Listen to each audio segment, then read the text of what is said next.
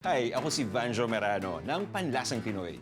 At nandito ako ngayon sa Taal, Batangas, kung saan susubukan natin ang mga local favorites. Bibisita pa tayo sa isa sa mga OG dito na gumagawa ng sinaing na tulingan, si Mang Victor. Magpapaturo tayo sa kanya kung paano magluto nito.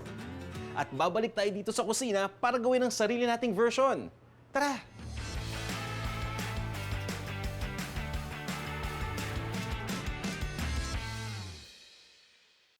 Ako po si Vanjo Merano ng Panlasang Pinoy. Nagsimula akong mag-share ng mga paborito kong Pinoy at Asian recipes online mga 15 years ago nung nag-migrate ako sa Amerika at nagtrabaho bilang IT professional. Natuto akong magluto ng mga 12 years old pa lang ako. And since then, I have always been passionate about Filipino cuisine and what makes our dishes unique and hearty. Naniniwala ko na Filipino food is all about finding the flavors and timpla that reminds one of home.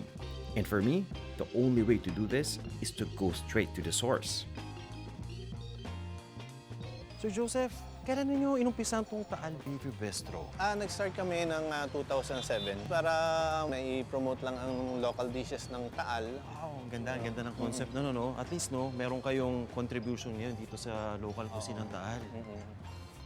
Sir, hindi ko na talaga maantay. Natikman yung mga specialties ninyo. Tara, let's Kain na go. tayo, nagugutom na ako. Gusto ko pang matuto tungkol sa mga ingredients at recipes na unique sa mga Pinoy. At may nahanap akong masarap na isda na dito lang sa Pilipinas makikita. Yes, I'm talking about tawilis na matatagpuan lang sa Lake Taal. Ngayon may restriction na sa paghuli ng tawilis dahil naging endangered na ito. Mabuti na lang at naging kontrolado ng pangingisda dito sa pamamagitan ng open fishing. Kaya naman na-enjoy pa natin ito. Sarap. Isa pa sa mga makikita nating isda doon ay ang maliputo. Itong sinigang na maliputo, niluluto nila to the way we cook sinigang, no? Depende na sa inyo kung ano gusto niyo ilagay ng mga gulay. At of course, pagdating naman sa asim, di ba? Mas maasim, mas masarap. At of course, last but not the least, isa sa mga masasarap na dishes ng Taal. Ito ang version nila ng adobo. Pag sinabi nating adobong dilaw, gumagamit sila ng luyang dilaw o yung turmeric. Tapos nilalagay na nga yung chicken, may suka yan, then naglalagay sila ng konting mga pampalasa dyan, may sugar, depende sa preference ninyo.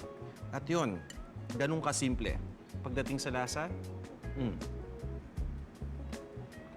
lasang-lasa mo yung chicken, tamang-tama yung asin. Ito yung adobo na walang toyo. Pero may isa pa akong gusto tikman talaga. Isa dun sa mga espesyal na pagkain dito sa Batangas. Truly Batanggenyo. Yan na, sinaing na tulingan. Kaya naman, puntahan na natin si Tatay Victor. Meron pang isang sikat na Batanggenyo dish na pwede nating tikman. At yan ang sinaing na tulingan. Papunta na tayo ngayon para i-meet si Tatay Victor. Isa siya sa mga matatagal nang gumagawa ng masarap na dish na to.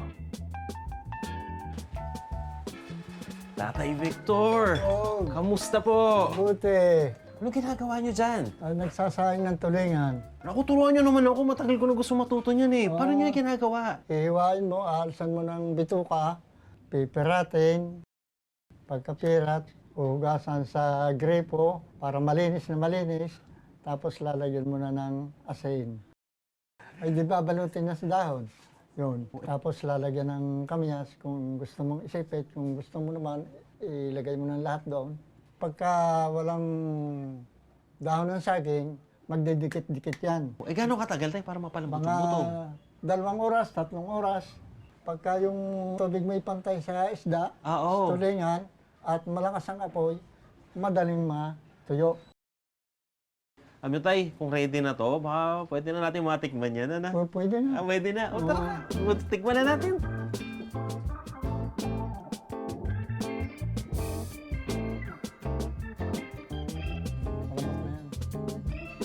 Alam mo na yan. Ang lambot. Parang sardinas. Para sa sardinas? Oo. Sa totoo lang, ngayon lang ako nakatikim ng sinaing na tulingan na may oyster sauce. Oo. Sarap. Pero alam nyo, ang ganda ng resulta. Mas malinamnam pala, no? Oo. Excited na ako para gumawa ng sarili kong version. First stop, Taal Market. Kung gusto mong mapulsuhan at mas maintindihan ang panlasa ng isang community, isang lugar lang ang dapat mong unahin na puntahan, ang palengke. nandito na tayo ngayon sa ating kusina para gawin ang ating version ng sinaing na tulingan. Meron tayong pinutuyong kamyas. At syempre, ang ating Maggi Magic Sarap. I-prepare muna natin yung tulingan. Inihiwa ko lang to sa gilid para mas madali natin itong mapitpit mamaya. So, dalawang sides, nalinisan na to, natanggalan na to ng mga bituka, pati na rin ang hasang. So, importante yan. Then, gamit yung kutsilyo, i-press nyo lang, oh. Ganyan lang. Diba? Ituloy nyo lang hanggang sa ulo.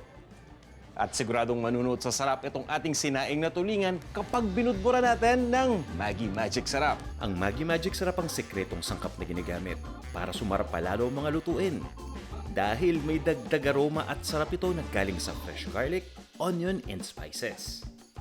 Pag gumamit ng Maggi Magic Sarap, di na kailangan ng asin.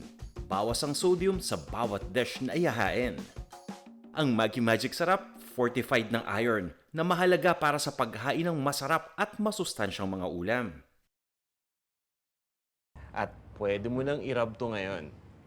Pagkalagay ng Maggi Magic Sarap, pabayaan lang natin ng ilang minuto to para lang ma-absorb niya yung moisture ng isda. Pabayaan lang natin mga ilang minuto lang yan.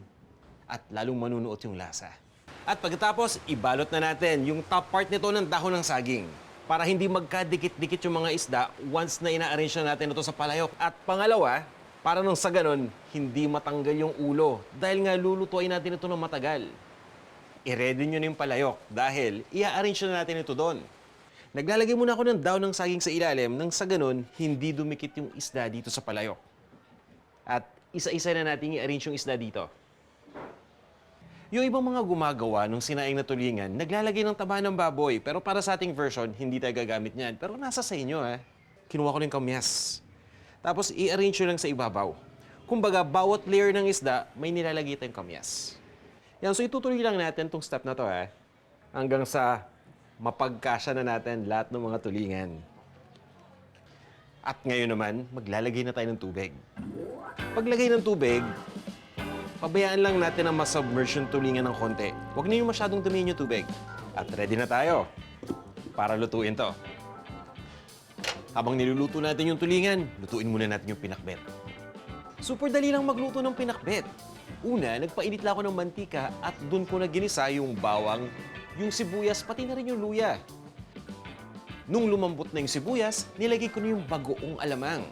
Pwede ninyong unahin dito yung kamatis, pero nasa sa inyo yun ang ginawa ko kasi pagkagisa ng bagoong alamang, mga 1 minuto lang, saka ko nilagay yung kamatis. 1 hanggang 2 minutong pagisa lang, at nilagay ko na dito yung kalabasa. Yung kalabasa kasi medyo may katigasan, kaya yung una kong nilalagay. At pagkatapos na sinunod ko ng iba't ibang mga gulay, kagaya na lang ng sitaw, ng ampalaya, at syempre pa, ng talong. Lutuin nyo lang yan hanggang sa lumambot na yung mga gulay. Maglagay din kayo ng tubig. Pakuluan nyo lang ng mga 3 minutes yan. At nilagay ko na nga yung Maggi Magic Sarap. Inahalo ko lang yan at tinutuloy ko yung pagluto ng mga 1 minute pa. At ready na yung ating pinakbet. O, simpleng-simple, di ba? Mukhang luto na yung ating tulingan. Tara, tikman na natin.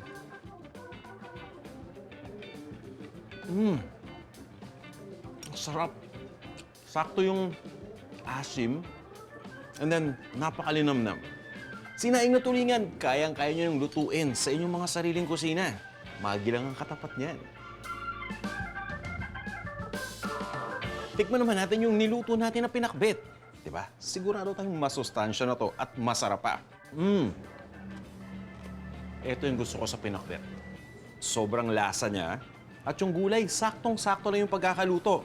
Well, depende naman kasi, di ba, sa preference natin. Kung gusto nyo yung gulay na talagang malambot, sige lang, ituloy nyo yung pagluto hanggang sa lumambot yung gulay. Or, kung katulad ko kayo, na gusto yung gulay na tamang-tama lang, gayahin nyo yung ginawa ko kanina. Panalo rin to, guys. This has been a very special episode of Maggi Sarap Sustansya, where we discovered tulingan sa Taal. Nakaka-proud maging Pinoy dahil ang sarap talaga ng mga pagkain natin. At kung di kayo makapunta sa mga lugar na to, huwag mag-alala kasi with Maggi, kayang-kaya natin gawin sa bahay ito with a little magic. Sali kayo sa Maggi Sarap Sustansya Facebook group. Nagbibigay tayo dyan ng tips at recipes para masarap, masustansya at abot kaya ang pang-araw-araw niyong pagkain.